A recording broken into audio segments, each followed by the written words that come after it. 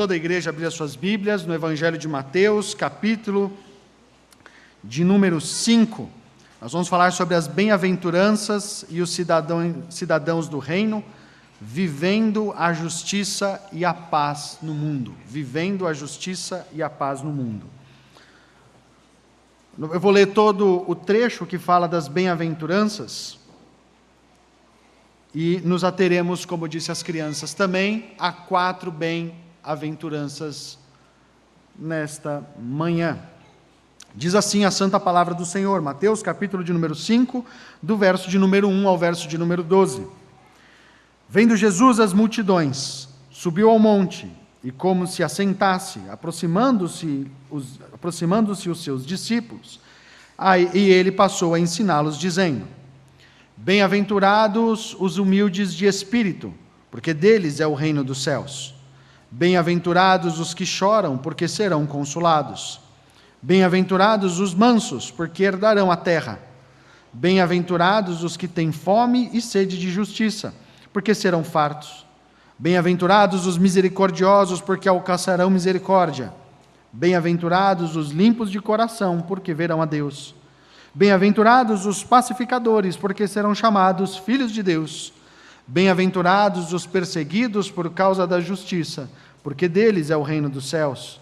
Bem-aventurados sois, quando por minha causa vos injuriarem, vos perseguirem, e mentindo disserem todo mal contra vós. Regozijai-vos e exultai, porque é grande o vosso galardão nos céus, pois assim perseguiram os profetas que viveram antes de vós. Amém. Vamos orar mais uma vez. Santo Deus e Pai, pedimos ao Senhor, ao Pai querido, que nos ilumine os olhos nessa manhã, que fale conosco de forma poderosa, usa-nos, ó Pai querido, para a glória do Teu santo nome.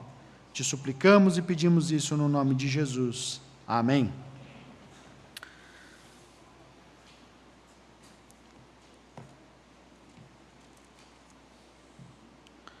Irmãos e irmãs, felicidade. Felicidade é um tema bastante comum, em especial é bastante comum nas redes sociais. Aliás, ninguém é triste nas redes sociais. E nas redes sociais, quando alguém se parece de triste, está se parecendo de triste com o objetivo de aparecer para as pessoas, buscando ali, quem sabe, alguns likes, alguns comentários, alguns compartilhamentos, com o objetivo maior de ser alguém feliz. Felicidade é uma coisa que muitas pessoas buscam em coisas deste mundo. Felicidade é uma das coisas que as pessoas buscam adquirindo bens, o que as pessoas buscam adquirindo imóveis, roupas, fazendo compras, nesse mundo cada vez mais consumista. A felicidade tem se baseado cada vez mais em questões materiais. Se nós tivéssemos a oportunidade de perguntar para alguém como ser feliz, o que nós ouviríamos talvez seria algumas dicas práticas, os 5 passos para você ser feliz, ou 5 coisas que você deve fazer para ser feliz. A grande questão é que nós buscamos felicidade, ou as pessoas de forma geral acabam buscando felicidade em coisas deste mundo. Mas se nós tivéssemos a grande oportunidade de sentar com alguém que realmente sabe o que é ser feliz, o que será que nós ouviríamos? O Sermão da Montanha, ou o Sermão do Monte, esse que é o texto que está diante de nós, no capítulo de número 5, é o trecho em que o Senhor Jesus Cristo abre esse conhecido sermão, esse sermão longo, exposto no Evangelho de Mateus, para exatamente falar àquelas pessoas o que é ser feliz. O Sermão da Montanha começa tratando exatamente deste assunto, o que é a felicidade. O que é a felicidade? Nós temos então diante de nós um texto da palavra do Senhor que vai nos ensinar e nos demonstrar a nós de que a felicidade não é uma coisa que se busca em coisas desta vida. Aliás, a própria resposta que o Senhor Jesus Cristo dá sobre o que é ser feliz vai na contramão do que todos neste mundo caído apresentam o que é felicidade. Nós estamos no texto do capítulo de número 5 do Evangelho de Mateus, evangelho esse que apresenta de forma bastante recorrente o Senhor Jesus Cristo como o Rei. O evangelho que apresenta o Senhor Jesus Cristo não tão somente como rei, mas como o substituto do homem que é incapaz de cumprir todas as leis que este reino exige.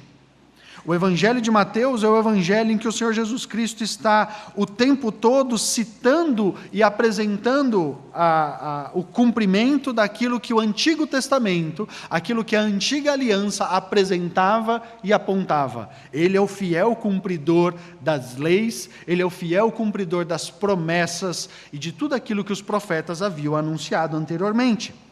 Nós temos logo no capítulo de número 4, depois de ser tentado, o Senhor Jesus Cristo então passa a fazer a sua jornada de pregação. Ele passa por vários e vários lugares, e depois de rodar muitos e muitos lugares, muitos e muitos quilômetros, ele se assenta então, chegando ali em uma determinada região, e se assenta, e as multidões que o havia seguido, é só você olhar o verso de número 25 do capítulo 4, dizendo que numerosas multidões o seguiam. Você vai ver que essas multidões que o seguiam, de vários e vários lugares, de todos os lugares em que o Senhor Jesus Cristo havia passado, estão ali interessados em ouvir o que é este reino. Afinal, no verso de número 17 do capítulo 4, nós vemos que aquilo que João Batista havia utilizado como maneira de dizer e de convocar as pessoas, era também a fórmula que o Senhor Jesus Cristo estava utilizando. Arrependei-vos, porque está próximo o reino dos céus. Todas as pessoas interessadas nos milagres, todas as pessoas interessadas nos grandes feitos que ele estava fazendo, nas curas que ele estava trazendo, nos demônios que ele estava expulsando, começaram a se juntar e agora precisavam ouvir o que era este reino e o que é ser um cidadão deste reino. O Senhor Jesus Cristo então se assenta, e um pouco diferente do que nós temos na nossa cultura, afinal, vocês estão sentados enquanto eu estou de pé na tentativa de ensiná-los. Neste tempo, aquele que iria ensinar era ele que se assentava. E as pessoas então se assentavam em um nível um pouco mais baixo do que ele para ouvir as instruções que seriam dadas. Eu confesso que não seria ruim me sentar para poder pregar. O fato é que se de pé nós já falamos 40 minutos, 50 minutos, 1 hora, quanto tempo nós falaríamos se estivéssemos então sentados? O Senhor Jesus Cristo então se senta, e a figura aqui, a imagem, a cena que está sendo montada, ela é uma cena muito semelhante à cena em que Moisés está no alto da montanha, e então o Senhor começa a falar ao seu povo e dar a sua lei e instruir o povo. Nós temos agora o Senhor Jesus Cristo sentado no alto da montanha, agora não dando as leis e as instruções para o povo, mas explicando e mostrando como estas leis deveriam ser vistas e vividas por todo o povo. Esse conjunto de leis apresentadas pelo Senhor Jesus Cristo ao longo de todo o capítulo 5, 6 e 7, neste que é o Sermão do Monte, vai trazer inclusive correções quanto à maneira de viver. Quanto à maneira de viver. As bem-aventuranças apresentam exatamente esta mudança do caráter, desta relação interior e esta relação com Deus que o povo precisa ter. E aqui nós vamos ver 4 das 8 bem-aventuranças. Parecem 9, mas são 8 bem-aventuranças. A 8ª, que é o verso 10 e 11, elas são ali um conjunto que forma uma única bem-aventurança. Essas 8 bem-aventuranças nós vamos nos ater à primeira bem-aventurança, que está no verso 3, a do verso 4, a do verso 5 e a do verso de número 8. As bem-aventuranças que falam do caráter interno do cidadão do reino de Deus. Falando primeiro da primeira bem-aventurança, verso de número 3, bem-aventurados os humildes de espírito, porque deles é o reino dos céus. Os humildes de espírito. A primeira lição que esse texto nos traz é que a dependência radical de Deus é a dependência daquele que é humilde de espírito. A dependência radical de Deus. Olha que interessante. O Senhor Jesus Cristo não está dando aqui aos ouvintes desse sermão algumas sugestões. Vou dar umas dicas para vocês de como vocês devem viver. Não é isso que ele está fazendo. Ele está trazendo uma constituição deste reino. Ele está mostrando para essas pessoas como que, na verdade, essas pessoas deveriam receber integralmente a constituição deste reino para viver como um cidadão deste reino. Significa que isso demonstra quais são as ações e o caráter destas pessoas. E ele começa com a expressão bem-aventurado.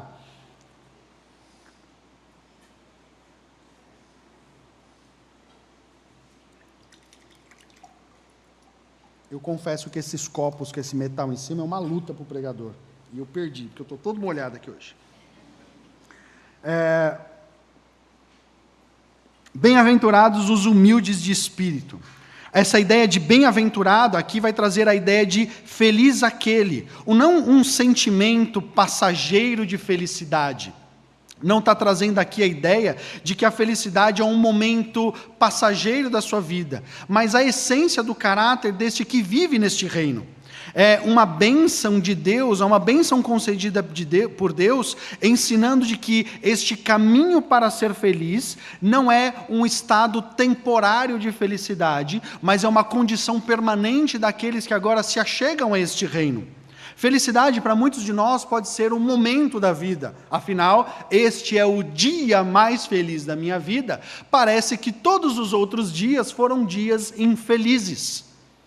Quando nós entendemos que ser bem-aventurado é um estado de espírito, é uma característica do nosso caráter, significa que esta felicidade não é momentânea, e sim permanente, é perene em toda a nossa vida.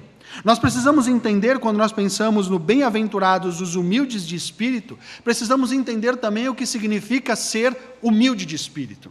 É muito comum entre nós estarmos com uma pessoa bastante importante, seja um político, seja uma celebridade, seja um grande pregador, ou alguma pessoa que tem grande notoriedade, e por qualquer motivo a pessoa se senta num banco para tomar um cafezinho com a gente, ou para comer aquela coisa mais simples, ou para ter uma conversa bastante cotidiana, e a gente dizer assim, nossa, aquela pessoa, ela é uma pessoa muito legal, ela é uma pessoa muito boa, é uma pessoa muito humilde. Porque nós consideramos que a humildade está nesta relação de parecer-se com alguém que abriu mão dos seus recursos financeiros, que abriu mão da sua notoriedade, que abriu mão das suas posses, para ser uma pessoa que viveu ali com muita simplicidade. Não é este sentido que o Senhor Jesus Cristo está tratando aqui do que é ser humilde de espírito.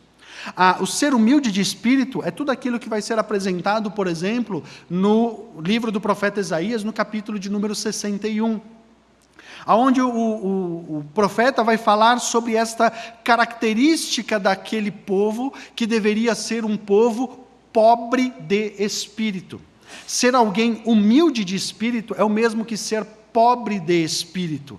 Esta pobreza de espírito não é simplesmente não ter recursos financeiros, mas a pobreza de espírito é a profunda e honesta declaração da sua falência espiritual. Ser pobre de espírito é reconhecer que você é incapaz de espiritualmente ter qualquer riqueza por si só. É o reconhecimento de que você está diante de um Deus que de fato é todo poderoso e todo glorioso, e o que você tem para oferecer a Ele é absolutamente nada. Ser pobre de espírito é a declaração de que você é incapaz de agradar a Deus ou de se salvar pelos seus próprios méritos. É ter alguém que no fundo do seu coração vai dizer: eu não tenho recursos espirituais, a minha justiça própria é como trapo de imundícia, eu não dou conta.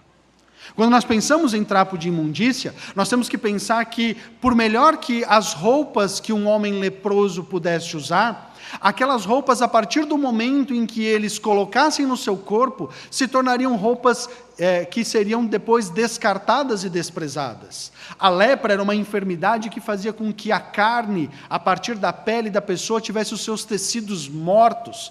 Aquilo não cheirava bem, aquilo não tinha um aspecto bom, e a roupa, à medida em que era colocada sobre aquelas feridas, quando tirada, arrancava pedaço. Sim, é bem nojento. E é exatamente esta figura que significa ser trapo de imundícia. Um trapo de imundícia era algo que deveria ser completamente desprezado, era algo que deveria ser considerado como que sem valor nenhum, não importasse o quão bom fosse o tecido, ou quão bonito fosse o bordado, ou quão boa fosse a pessoa que costurou aquilo. Nada daquilo importava a partir do momento que tocasse a pele de um leproso. Ser um pobre de espírito, ou ser humilde de espírito, é este reconhecimento da sua incapacidade, de tal forma que tudo que você toca se torna trapo de imundícia. O humilde de espírito é aquele que reconhece a sua pobreza e a sua falência. E veja que aqui o Senhor Jesus Cristo está dizendo de que são felizes aqueles que reconhecem a sua falência espiritual. São felizes aqueles que reconhecem a sua pobreza espiritual e o fato de não ter nada que por si só agrade a Deus. O Senhor Jesus Cristo certamente não seria como esses coaches de hoje em dia, que vai dizer que para você ser feliz você precisa fazer isso ou aquilo. O Senhor Jesus Cristo começa dizendo que você é feliz por se reconhecer como quem não tem nada. O reconhecimento, não de que você tem alguma coisa, é que te faz feliz, mas o seu reconhecimento de incapacidade e de que você não tem nada é que te faz alguém bem-aventurado. Feliz aqueles, bem-aventurados os humildes de espírito, os pobres de espírito. E veja só, porque deles é o reino dos céus. Veja que o Senhor Jesus Cristo não está dizendo aqui que quando você se reconhece como um pobre de espírito, como você reconhece a sua falência espiritual, a sua incapacidade de fazer qualquer coisa para agradar a Deus, quando você se torna alguém humilde, você quebra o seu orgulho, aquilo que lhe afasta completamente de Deus, você não terá o reino dos céus. Você já o tem, vai dizer, porque deles é o reino dos céus.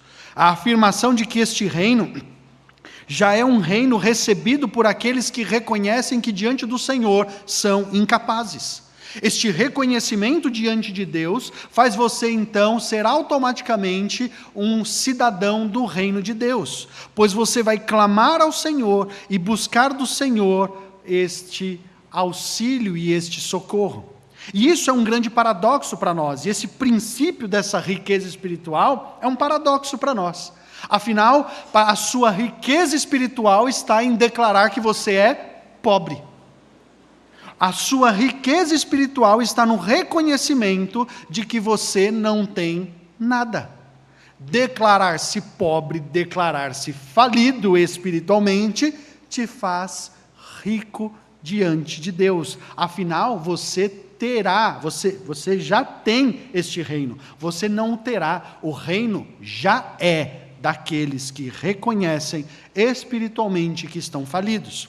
Quando você se coloca diante do Senhor, quando você se coloca na porta deste reino, para buscar ao Senhor dizendo, Senhor, eu não dou conta, eu sou incapaz, este reino é seu. O Evangelho vai demonstrar de que a alegria do humilde de espírito não está em se sentir bem consigo mesmo, em dizer, eu sou uma pessoa muito boa, eu tenho muito orgulho de mim, afinal, eu sou uma pessoa que faz tudo certinho, eu sou uma pessoa honesta, eu nunca cometi crime nenhum, eu faço de tudo para andar na linha. Este seu orgulho te coloca em oposição ao que é ser um cidadão do reino dos céus. A porta de entrada do reino dos céus é a porta de entrada daqueles que se reconhecem pobres. A segunda lição que esse texto nos traz é a lição sobre aqueles que são os que choram. Os que choram, os que têm a sensibilidade à dor do mundo, à dor do próprio pecado e buscam um consolo divino. Veja só que, ao reconhecer-se como quem é pobre de espírito, humilde de espírito, a consequência disso é chorar. A segunda declaração está completamente ligada à primeira declaração, pois ela, depois de você ter um diagnóstico de que você é incapaz, um diagnóstico, uma declaração de falência, de pobreza, só lhe resta chorar. E é exatamente isso que o Senhor Jesus Cristo está dizendo aqui. Bem-aventurados os que choram. Que coisa estranha. Feliz é quem chora, rico quem é pobre, e feliz é quem chora? Que conversa estranha é essa? O mundo sempre vai considerar que pessoas felizes são aquelas que estão sorrindo o tempo todo. Mas a palavra do Senhor e o Senhor Jesus Cristo instrui dizendo que felizes de verdade são os que choram. E a pergunta que nós podemos fazer é: chora pelo o quê? Qual é o motivo do meu choro? O que está causando este choro que está levando alguém a ter a necessidade de ser consolado? O Senhor Jesus Cristo não está aqui incentivando ao vitimismo. Ele não está incentivando a autopiedade ou uma tristeza causada porque você não conseguiu conquistar coisas neste mundo. Não. O Senhor Jesus Cristo não está falando para você o seguinte: olha, chora bastante, porque quando você chorar bastante, aí eu vou ter dó de você e vou lá e te consolo. O Senhor Jesus Cristo está dizendo que nós devemos chorar, e o Senhor Jesus Cristo está nos ensinando que há um sentido de valor no choro e no lamento, quando este coração é tocado pelo Espírito Santo. E quando um coração é tocado pelo Espírito Santo de Deus, duas ações surgem. Existe, primeiro, um choro que é considerado um choro para dentro. O que é esse choro para dentro? É a convicção do seu próprio pecado. É quando você olha para a sua vida e diz: eu não presto. Há na história da redenção um homem que, quando se deparou com o Senhor Deus, ele estava diante daquela visão do trono de Deus, ele estava ali angustiado porque o seu rei havia morrido. O profeta Isaías então se depara com uma visão de Deus e ele diz o quê? Ai de mim, estou perdido, pois eu vi o Senhor Deus. Ele se reconhece como um pecador e então ele lamenta a sua condição. Um pobre de espírito é também um bem-aventurado, pois chorará por causa dos seus próprios pecados.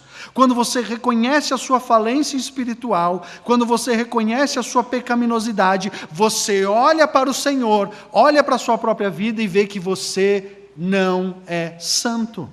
Então você começa a chorar por causa dos seus pecados e você começa a chorar e se lamentar pela sua condição de vida. E aí o Senhor Jesus vai dizer: bem-aventurado você é quando isso acontece.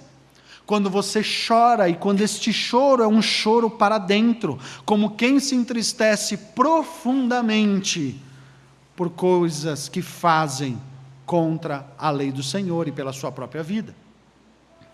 A outra maneira também de chorar é quando você olha para a sua própria vida e você se reconhece como um pecador, e então você levanta a cabeça e fala: e eu vivo em um mundo caído. Quando Isaías olha para si, ele diz: ai de mim, estou perdido, pois sou um homem de lábios impuros e habito no meio de um povo de impuros lábios. Ele reconhece o seu próprio pecado, ele olha para si e ele lamenta por quem ele é. Ele olha para cima, ele olha para frente e ele vê que ele está em um mundo caído, quebrado. O reconhecimento de que este pecado quebrou todas as coisas, também fará com que você sinta uma angústia de viver neste mundo caído e quebrado. Que você se angustiará por viver num mundo de injustiça, em que você olha para a sociedade e fala, está tudo errado. Isso aqui tudo tinha que acabar de uma vez. E então você chora e se lamenta por isso. O apóstolo Paulo, quando olha para a situação daquelas pessoas, as suas entranhas se reviraram. Eu tendo a entender que o apóstolo Paulo sentiu náuseas por ver o mundo entregue à idolatria. O Senhor Jesus Cristo, quando olha para Jerusalém, chora por ver a pecaminosidade do povo. O quanto você tem chorado por causa do mundo e por causa dos seus pecados? O quanto você tem chorado por aquilo que tem acontecido na sua vida e no mundo ao seu redor? Você tem sido um bem-aventurado que chora por reconhecer de que este mundo necessita de uma restauração e de uma libertação completa e plena do pecado? Ou você até gosta deste mundo? Afinal, tem muitas coisas boas neste mundo, e esse mundo é um mundo maravilhoso e me traz muita alegria e muita felicidade. O Senhor Jesus Cristo, então, faz com que nós olhemos para isso dizendo, feliz é quem chora pelos seus pecados e pelo mundo caído. O quanto este mundo quebrado traz angústia ao seu coração. Ouvimos na semana passada sobre a condição de vida das pessoas na Coreia do Norte. Será que isso não traz peso ao seu coração e isso não traz lágrimas aos seus olhos? Saber que há pessoas que não estão acessando ao Evangelho de forma clara e plena? Bem-aventurado você é se você chora por causa disso. E aí ele vai dizer, porque serão consolados. E aqui essa ideia de serão consolados é uma ideia de já e ainda não. Afinal, o Senhor Jesus Cristo já veio, e porque Ele veio, Ele é o nosso consolo, e enviou o Consolador para consolar os nossos corações por causa das nossas angústias, dos nossos pecados e por causa desse mundo caído. Contudo, esta consolação ainda não foi plenamente realizada. Por isso vai dizer que serão consolados. Do mesmo jeito que o Senhor Jesus envia o seu Espírito Santo para nos consolar, Ele também nos promete de que quando Ele voltar, Ele enxugará do nosso rosto toda lágrima. As dores, as dificuldades deste mundo, as angústias que nos afligem de forma direta, que nos fazem chorar para dentro, e as angústias que nos atingem de forma indireta, que nos faz chorar olhando para fora, serão retiradas e seremos consolados pelo Senhor. Jesus não está dizendo para você assim, pare de chorar, vai dar tudo certo, vai ficar tudo bem, ou então, fica bem. Ele está dizendo, chorem, mas saibam, vocês serão consolados, porque Ele promete não só enviar o Consolador, mas Ele é o nosso Consolador. A terceira lição que esse texto nos traz, a terceira bem-aventurança, fala sobre ser manso. Bem-aventurados os mansos, porque herdarão a terra. O ser manso. Ser manso parece que muitas das vezes é ser aquela pessoa que, diante de um grande conflito, é a pessoa que tenta não se abalar por aquilo, ou que tenta aguentar todas as provocações, é alguém que não se ira. Se alguém que não se ira é ser manso, nós temos um problema com as próprias ações do Senhor Jesus. Afinal, Ele é conhecido como alguém que é manso, ao mesmo tempo em que Ele se irou algumas vezes, como relatado nos Evangelhos, ao ponto de pôr pessoas para fora do templo. A mansidão aqui, ela é uma característica, uma ação daqueles que são cidadãos deste reino, que ao reconhecer que são pobres de espírito, ao reconhecer de que os seus pecados lhes fazem chorar, e os pecados deste mundo também lhe fazem chorar, ele é alguém que olha para a sua própria realidade, e ao olhar para a sua própria realidade, ele reconhece de que é o Senhor quem conduz todas as coisas. A mansidão bíblica é uma força sob controle. Ser manso é ter força, mas esta força está sob controle, pois o controle desta força é o próprio Deus. É o reconhecimento de que é o Senhor que, controlando todas as coisas, faz com que eu não me abale por conta das dificuldades e das angústias desta vida. Manso é aquele que aprendeu cedo a aceitar o modo como Deus lida com as coisas da vida. É aquele que percebe que, mesmo em meio à dor, você está feliz, pois sabe que Deus é quem governa e controla todas as coisas. Isso é ser manso.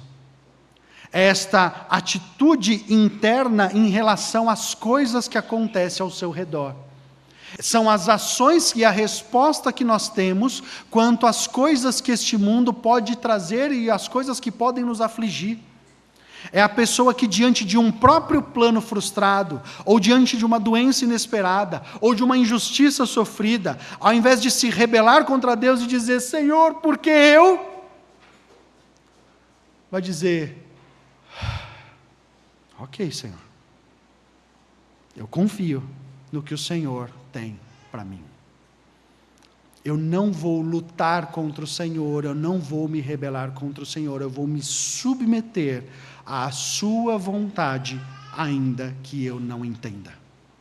Ser manso é ser alguém que se coloca diante da vontade de Deus, sabendo de que é o Senhor quem conduz todas as coisas. É uma confiança graciosa, uma confiança tão graciosa em Deus que faz todas as coisas, de tal forma que essa confiança trará a nós uma herança. Bem-aventurados os mansos, porque herdarão a terra. Herança, ou seja, uma promessa futura de algo que trará para nós o quê? Uma estabilidade. Quando nós dizemos, olha, estou fazendo isso e vou deixar isso de herança para o meu filho, vou deixar isso de herança para os meus netos, ou para as pessoas da minha família, você quer transmitir ali uma certa confiança, segurança. Os mansos são aqueles que, ao depender da vontade de Deus, têm confiança naquilo que Deus dará a eles futuramente. Bem-aventurados os mansos, porque herdarão a terra. Herdar a terra. Herdar a terra aponta exatamente para uma promessa feita a um homem que nem sabia para onde Deus iria mandá-lo. Quando o Senhor Deus convoca Abraão e diz para ele sair do meio daquela terra, do meio daquela parentela, que o enviaria para algum lugar, ele tinha toda a estabilidade ali. Mas Abraão tinha uma confiança nas ações e naquilo que Deus faria, de tal forma que ele se colocava para ser conduzido por Deus ao longo deste plano que na sua cabeça, muitas e muitas vezes não fazia sentido. Tanto não fazia sentido, muitas vezes, que Abraão tenta dar um jeito para isso. Os planos de Deus nem sempre fazem sentido em nossa cabeça, mas os que são mansos de espírito são aqueles que se submetem a esta vontade soberana, confiando plenamente nas ações do Senhor, sabendo, Senhor, eu não sei o que o Senhor está fazendo, e eu não estou entendendo os caminhos pelos quais o Senhor está me guiando, mas eu me coloco nas tuas mãos, e confio naquilo que o Senhor prometeu que fará a mim. Isso é ser manso. A confiança de que algo maior está sendo feito por um Deus que governa todas as coisas. É descansar nesta justiça de Deus. Um manso não precisa viver ansioso. Um manso não precisa buscar fazer as coisas, pois ele se coloca diante do Senhor, dizendo que confia nos planos de Deus e que aguarda pacientemente a manifestação da justiça divina de Deus, descansando na certeza de que Deus não se atrasa. Aquele ditado popular de que Deus tarda, mas não falha, é uma heresia. Deus não tarda. Deus cumpre exatamente todas as coisas conforme o tempo que Ele definiu. E ser manso é ser alguém que descansa nisso. E os mansos herdarão a terra.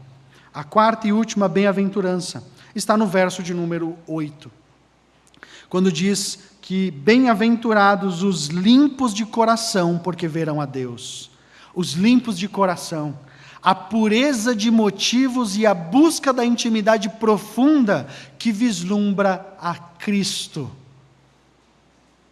Nós veremos em Cristo, em Deus, veremos em Cristo o nosso Deus. Depois de reconhecer a sua pobreza, depois de chorar pelos seus pecados e se submeter à vontade de Deus, chegamos a essa bem-aventurança que vai descrever o resultado desta obra, o resultado desta mudança de caráter, desta mudança interior, de que você agora tem o anseio de ver a Deus, ver a Deus. Esse é um desejo humano que inquieta muitas pessoas, em especial crianças. Pois crianças lidam muito com imagens. Então, quando nós ensinamos no catecismo que Deus é espírito e não tem corpo como os homens, as crianças logo perguntam assim, sim, e então não dá para ver Deus? Não. E é uma inquietação de todos nós todos queríamos ver Deus. E se você não se inquietou por isso, então talvez o estranho aqui seja eu. Sempre houve uma inquietação no meu coração de que eu queria ver Deus. Sim, nós vamos ver, mas eu quero ver Deus Pai. Nós queremos assim, sabe, a figura, a fotinho. O ponto é que aqui o Senhor Jesus Cristo está dizendo de que os limpos de coração verão a Deus. E verão a Deus na pessoa do Senhor Jesus Cristo, que é Deus. E sendo Deus, reflete esta pessoa visível e este caráter brilhante e glorioso de toda a Trindade. O fato de ser alguém limpo de coração. E quando nós pensamos em limpo de coração, talvez você esteja pensando numa inocência natural. As crianças são inocentes, elas têm o coração limpo, elas têm o coração puro. Nós sabemos que as coisas não são bem assim. A nossa teologia, aliás, uma boa teologia vai dizer que o homem é depravado, completamente depravado, desde a sua concepção. Não há ninguém que diante de Deus seja justo, nenhum sequer. Todos nós somos pecadores e precisamos desta mudança, e precisamos desta limpeza de coração. Contudo, a estrutura que a palavra grega usada para limpo, não é uma palavra que vai trazer a ideia de que você vai lá e limpa, como você limpa as suas mãos, ou como você limpa a louça ou limpa a casa. É a ideia de ser limpo, ou ser limpado. O português não fica dos mais belos, mas talvez a clareza da informação ajude. A limpeza aqui é uma limpeza cerimonial. Significa que a palavra está descrevendo de que, por natureza, você é incapaz de ser limpo e que você então vai ser purificado por um agente externo. Como que os sacrifícios do Antigo Testamento, em que quando o sacrifício era oferecido, à medida em que aquele animal era oferecido em sacrifício, ou algum bem era apresentado em sacrifício, então você era tornado limpo. Esta é a ideia do texto. Bem-aventurados os que foram tornados limpos, aqueles que foram purificados. Esta ideia de pureza do coração, ou de limpeza do coração, é descrita e é trabalhada pelo apóstolo Paulo, por exemplo, na carta aos Romanos, quando vai falar sobre a justificação pela fé. Ser alguém limpo de coração é ser alguém que foi declarado inocente, lhe foi tirado todas as sujeiras. A limpeza do coração é uma ação externa do Espírito Santo, depois de que você reconhece a sua pobreza, depois que você chora pelos seus pecados, depois que você se reconhece como incapaz de conduzir a sua própria vida e você entrega a sua vida ao Senhor Deus, o Espírito de Cristo te limpa. O seu coração será limpo, purificado pelo Espírito Santo de Deus. Então, nós teremos a capacidade de estar na presença de Deus e ver o Senhor Deus na pessoa de Jesus Cristo. É por isso que ele vai dizer: bem-aventurados os limpos de coração, porque verão a Deus.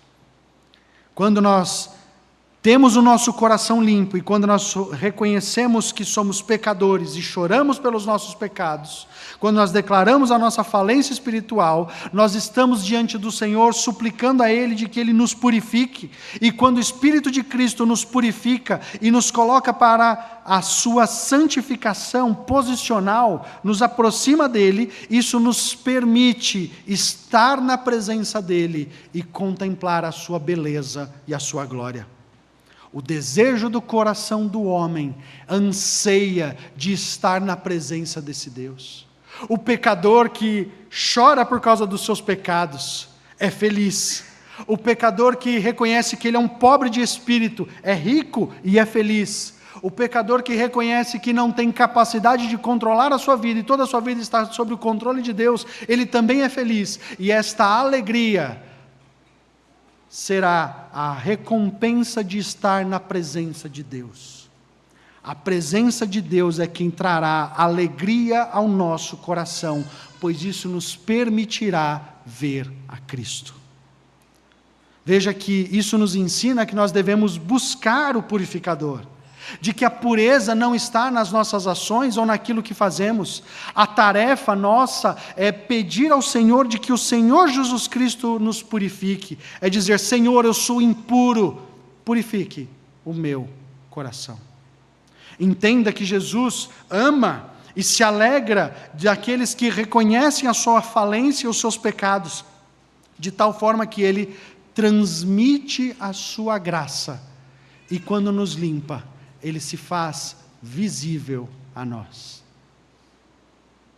À medida em que nós andávamos, ou se ainda andamos em trevas, somos incapazes de ver a Deus. Mas quando o nosso coração é purificado, Ele não só nos alcança, mas Ele faz com que a sua aparência seja visível a todos nós. Os limpos de coração verão a Deus.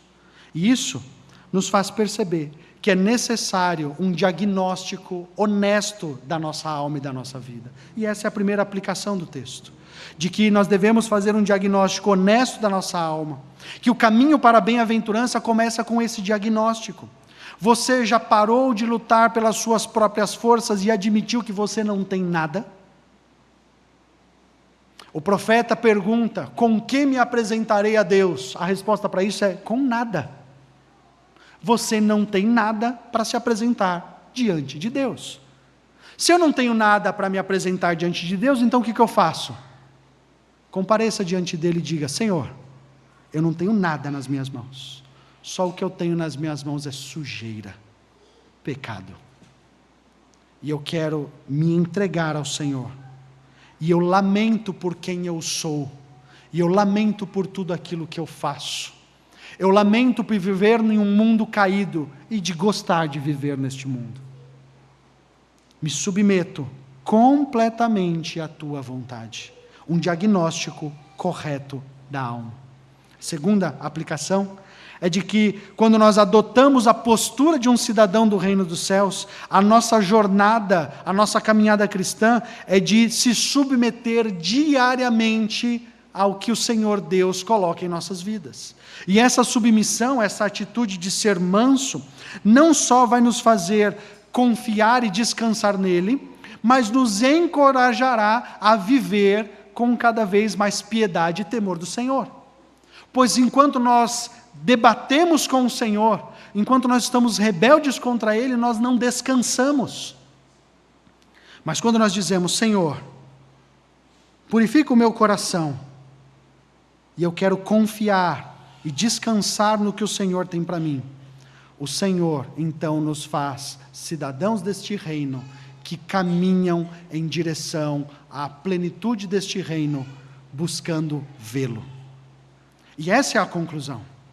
Um cidadão do reino dos céus, aqueles que entraram neste reino, agora vão desejar e ansiar estar na presença de Deus e ver ao Senhor Jesus Cristo. Você acorda todas as manhãs desejando que no dia de hoje, você acordou pensando: hoje, na data de hoje, dia 10 de agosto, eu anseio para que hoje eu veja o Senhor Jesus Cristo. Eu não quero vê-lo amanhã, eu quero vê-lo hoje. Se o seu coração é um coração de quem é um cidadão do reino, o seu coração anseia e deseja estar na presença de Deus. Talvez você esteja aqui nesta manhã e já tenha escutado muitas e muitas vezes sobre isso. Esta é a manhã que o Senhor lhe convida para reconhecer a sua pecaminosidade, a sua falência, a necessidade que você tem de chorar pelos seus pecados, pedindo ao Senhor que lhe ajude a confiar nos planos dele e na sua vontade em conduzir todas as coisas. E isso lhe permitirá ter o coração purificado para então vê-lo. O Senhor Jesus Cristo nos convida para vê-lo. Para isso, o nosso coração deve ser purificado pela sua palavra. Que Deus nos abençoe.